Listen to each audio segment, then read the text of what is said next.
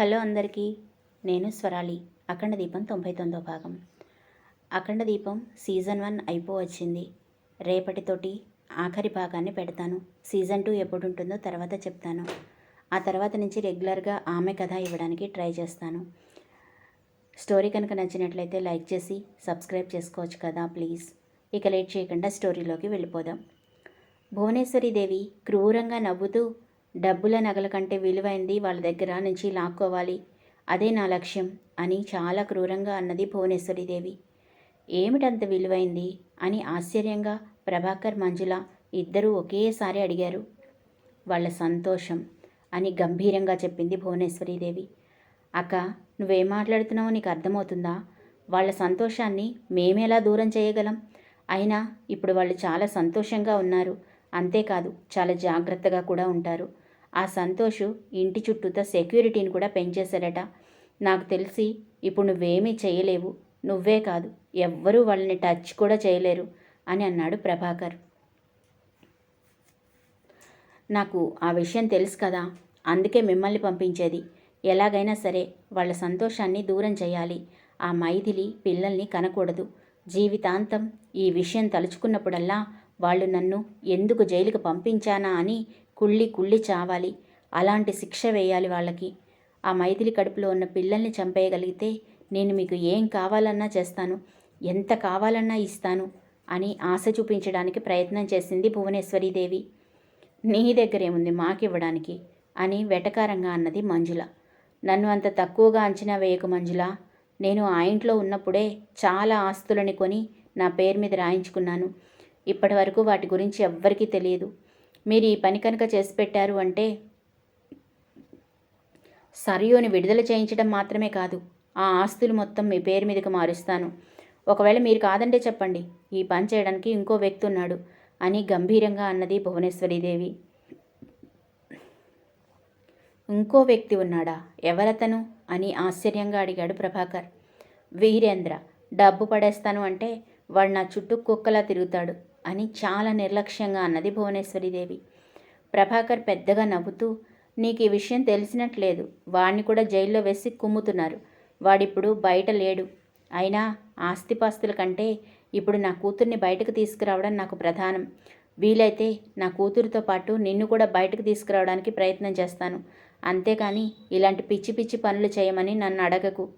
మీ పరిస్థితి చూస్తూ కూడా నేను ఇంకా రిస్క్ తీసుకోలేను అని ఖచ్చితంగా చెప్పేశాడు ప్రభాకర్.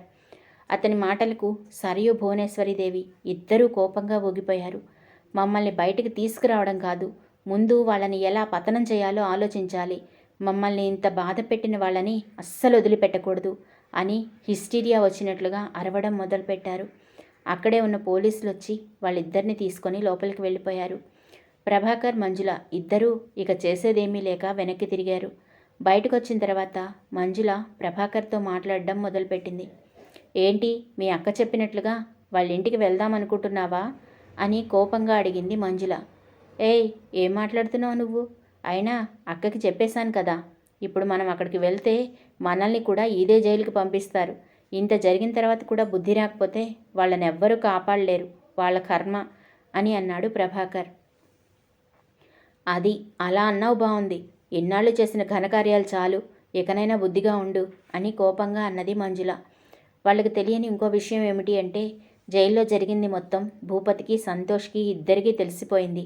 అందుకే భువనేశ్వరికి, సరయూకి స్పెషల్ ట్రీట్మెంట్ ఇవ్వమని ఆల్రెడీ జైలు అధికారులకు వాళ్ళు చెప్పేశారు. ఇక వాళ్ళని ఆ భగవంతుడే కాపాడాలి. పొరపాటున ప్రభాకర్, మంజుల ఇద్దరూ కూడా భువనేశ్వరీదేవి చెప్పిన పని చేయడానికి వస్తే వాళ్ళకి కూడా అదే గతి పట్టి ఉండేది. ఆ విషయంలో వాళ్ళిద్దరూ తప్పించుకున్నారు. ఆ తర్వాత కొన్ని రోజులకి ఒకరోజు సంతోష్ భువనేశ్వరీదేవిని చూడడానికి జైలుకి వెళ్ళాడు. నీకోసం ఎవరో వచ్చారు అని అక్కడున్న కానిస్టేబుల్ చెప్పగానే భువనేశ్వరీదేవికి తను చెప్పిన పని పూర్తి చేసుకొని ప్రభాకర్ వచ్చాడేమో అని అనుకుంది. వెంటనే సంతోషంగా అక్కడికి బయలుదేరింది భువనేశ్వరీదేవి. అదే వీల్చైర్ తోసుకుంటూ ఆమెతో పాటు వచ్చింది సరియు కూడా. వాళ్ళిద్దరూ సంతోష్ని చూసి ఆశ్చర్యపోయారు. అతను వాళ్ళిద్దరినీ కలవడానికి జైలుకి వస్తాడు అని వాళ్ళు అస్సలు ఊహించలేదు. సంతోష్ని చూడగానే భువనేశ్వరీదేవి నాటకం మొదలుపెట్టింది. నాకు తెలుసు నాన్న, నా మీద నీకు ప్రేమ ఉన్నది అని. నిన్ను కళ్ళల్లో పెట్టుకొని చూసుకున్నాను. ఇప్పటికైనా నీకు నా మీద జాలి కలిగింది అంటూ నటించడం మొదలుపెట్టింది భువనేశ్వరీదేవి. అవును బావా, జైలుకు వచ్చిన దగ్గర నుంచి కూడా అత్తయ్య నీ గురించే ఆలోచిస్తోంది. తను నీకు మంచి చేయాలని చూసింది. ఆ మైథిలి మీ దగ్గర ఇప్పటికీ కూడా నాటకం ఆడుతోంది. అది మీరెవ్వరూ గుర్తించడం లేదు అని కళ్ళనీళ్లు పెట్టుకుంటూ నటించడం మొదలుపెట్టింది సరియు. అవునా, నిజమా? మీరు చెప్పేది నిజమేనా అని అడిగాడు సంతోష్. సంతోష్ మళ్ళీ తన వలలో పడుతున్నాడేమో అని ఆశ కలిగింది భువనేశ్వరీదేవికి. అందుకే, అవును నాన్న, నువ్వంటే నాకు ఎంత ఇష్టమో నీకు తెలీదా? నిన్ను ఎంత ప్రేమగా చూసుకున్నాను అని అన్నది భువనేశ్వరీదేవి. అవునవును, అందుకే నన్ను చంపించాలని కూడా అనుకున్నావు కదా, అంత ప్రేమ నేనంటే అని వెటకారంగా అన్నాడు సంతోష్. అప్పుడు కానీ భువనేశ్వరీదేవికి, సరయుకి సంతోష్ వాళ్ళని ఇంకా నమ్మడం లేదు అన్న సంగతి అర్థం కాలేదు. అప్పటిదాకా ఎలాగైనా సరే సంతోష్ని బతిమిలాడుకొని ఆ జైల్లో నుంచి బయటపడదాము అనుకున్నారు. కానీ ఆ అవకాశం లేదు అని తెలియడంతో వాళ్లలోని నిజస్వరూపం బయటకు వచ్చేసింది. అయితే ఇప్పుడు నువ్వు ఇక్కడికి ఎందుకు వచ్చావు? మేము ఈ జైల్లో ఎంత హింస పడుతున్నామో చూడ్డానికి వచ్చావా? మమ్మల్ని ఇద్దరిని చూసి ఎగతాళి చేయడానికి వచ్చావా అని కోపంగా అన్నది భువనేశ్వరీదేవి. ఇప్పుడే కదా అంత ప్రేమగా మాట్లాడావు, మరి అంతలోనే ఏమైంది భువనేశ్వరీదేవి? ఆ ప్రేమంతా ఏమైపోయింది అని వెటకారంగా అడిగాడు సంతోష్. నన్ను జైలుకు పంపించాలని సంబరపడకండి. మిమ్మల్ని సంతోషంగా ఉండనివ్వను. మీ కుటుంబాన్ని నాశనం చేసిందాకా నిద్రపోను అని శపథాలు చేయడం మొదలుపెట్టింది భువనేశ్వరీదేవి. అవునా, ఏం చేస్తావు? నీ తమ్ముడు ప్రభాకర్, మంజులని మా ఇంటికి పంపిస్తావా? లేకపోతే ఆ వీరేంద్రని పంపిస్తావా? అది కాకపోతే రమేష్ను, లేకపోతే రంగాను, ఎవరిని అరేంజ్ చేద్దామనుకుంటున్నావు? నీ ప్రతి మూమెంట్ మాకు తెలిసిపోతుంది భువనేశ్వరీదేవి. నువ్వు అనవసరమైన ప్రయత్నాలు మానుకోవడం మంచిది. నువ్వు ఇంకా ఇంకా ప్రయత్నాలు చేస్తున్నంతకాలం ఈ జైల్లోనే ఉంటావు. ఆ విషయం నీకు ఇప్పటికే అర్థమై ఉంటుంది అని నవ్వుతూ అన్నాడు సంతోష్.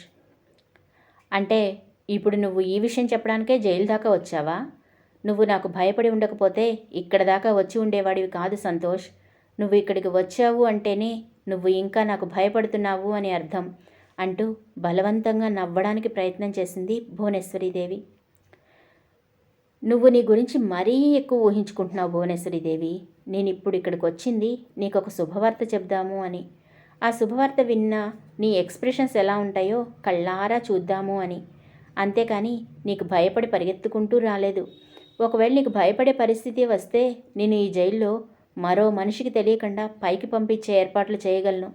నా శక్తి సామర్థ్యాలు ఏంటో నీకు బాగా తెలుసు కదా అని వెటకారంగా అన్నాడు సంతోష్. ఇంతకీ ఏంటా శుభవార్త? నీకా లేదా నాకు శుభవార్త అని అంతే వెటకారంగా అడిగింది భువనేశ్వరీదేవి. నీ జీవితానికి ఇక నీకు శుభవార్తలంటూ ఉండవులే, నాది గ్యారంటీ. మైథిలికి సీమంతం చేయాలనుకుంటున్నాము అని చెప్పి కొంచెం గ్యాప్ ఇచ్చాడు సంతోష్. అయితే నాకెందుకు చెప్తున్నావు అన్నట్లుగా నిర్లక్ష్యంగా చూసింది భువనేశ్వరీదేవి. నువ్వు కూడా చూసి ఆనందిస్తావు అని నీకు చెప్తున్నాను. ఎంతైనా తనని నా జీవితంలోకి తీసుకొచ్చింది నువ్వే కదా, ఆ వేడుకలు నువ్వు చూడకపోతే ఎలాగా అని అన్నాడు సంతోష్. అంటే ఆ రోజు నన్ను బయటకు తీసుకెళ్తాడన్నమాట. ఈ రకంగానైనా సరే ఒక్కసారి బయటికి వెళ్తే నేనేం చేయగలనో నిరూపించుకోవచ్చు. నేను చేయాలనుకున్న పని అక్కడే చేస్తాను అని మనసులోనే రకరకాల ప్లాన్స్ వేసుకుంది భువనేశ్వరీదేవి. ఆమె ఆలోచనలు అర్థమైన సంతోష్ మనసులోనే నవ్వుకున్నాడు. ఏంటి భువనేశ్వరీదేవి, మళ్ళీ ఏదో కొత్తగా ప్లాన్స్ వేస్తున్నట్టున్నావు అని అన్నాడు సంతోష్. ఏమీ లేదు, ఏం లేదు. ఇంతకీ ఎప్పుడు సీమంతం అని అడిగింది భువనేశ్వరీదేవి. ఎందుకంత ఆరాటం? అన్నీ నీ కళ్ళ ముందు జరిగేలా నేను ఏర్పాటు చేస్తాను కదా. మళ్ళీ ఏమైనా పిచ్చి పిచ్చి ప్రయత్నాలు చేద్దామనుకుంటున్నావేమో.